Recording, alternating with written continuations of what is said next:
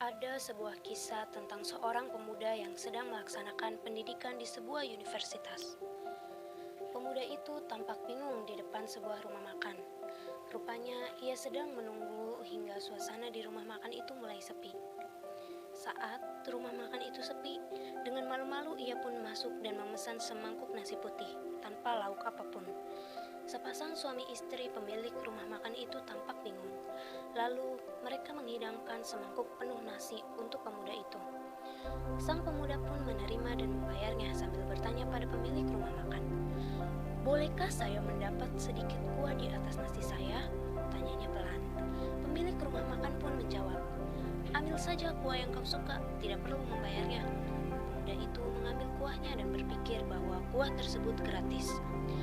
Kemudian ia memesan semangkuk nasi lagi untuk bekal makan siangnya di kampus. Ya, pemuda itu hanya memesan nasi putih saja tanpa lauk untuk makan siangnya. Pemilik rumah makan berpikir bahwa pemuda itu berasal dari keluarga miskin di luar kota. Untuk menuntut ilmu di kota ini, ia pasti sedang mengalami kesulitan ekonomi. Pemilik rumah makan pun menaruh sepotong daging dan sebutir telur yang disembunyikan di bawah nasi. Kemudian ia membungkusnya agar terlihat seperti nasi putih tanpa lauk. Istrinya yang melihat perbuatan sang suami merasa penasaran, kenapa daging dan telur disembunyikan di bawah nasi.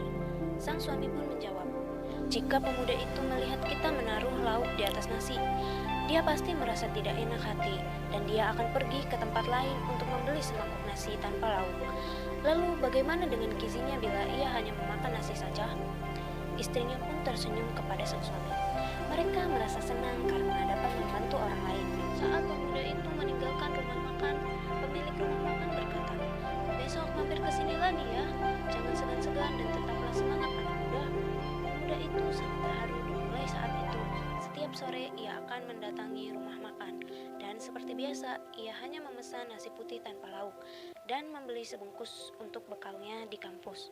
Setiap hari nasi yang dibawa pulang oleh pemuda itu terdapat lauk yang tersembunyi. Hal tersebut terus berulang hingga pemuda itu lulus dari perguruan tinggi dan tidak pernah datang lagi ke rumah makan itu. Hari demi hari pun berlalu. Suami istri pemilik rumah makan itu memasuki umur senjanya. Pemerintah memberi surat penggusuran dan mereka pun kehilangan mata pencaharian satu-satunya. Tiba-tiba seorang wakil direktur menghampirinya dan mengundang mereka untuk membuka kantin di perusahaannya atas perintah dari direktur. Sepasang suami istri itu merasa penasaran, siapakah direktur yang baik hati itu? Wakil direktur pun menjawab bahwa sepasang suami istri ini adalah penolong dan teman baik direkturnya. Sang direktur paling suka memakan telur dan dendeng buatan mereka. Akhirnya, mereka pun pergi menemui pemuda yang tidak tampak begitu asing. Ya, benar sekali. Direktur itu adalah seorang pemuda yang dahulu membeli nasi putih saja.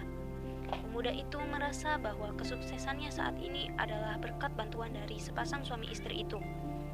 Jika mereka tidak membantunya saat kuliah dulu, ia akan kesulitan dan menderita dalam menyelesaikan kuliahnya. Dari cerita tadi, terdapat banyak makna atau nilai. Perilaku pemilik rumah makan merupakan salah satu bentuk nilai kebaikan. Pemilik rumah makan itu berbuat kebaikan tanpa pamrih, sehingga dapat dikatakan pemilik rumah makan itu memiliki etika yang baik. Menurut James J. Spillane, etika adalah mempertimbangkan tingkah laku dalam mengambil sebuah keputusan yang berkaitan dengan moral. Kita sebagai manusia harus saling membantu satu sama lain, dan sebaiknya dalam membantu seseorang janganlah mengharapkan sesuatu, seperti lauk yang disembunyikan di bawah nasi.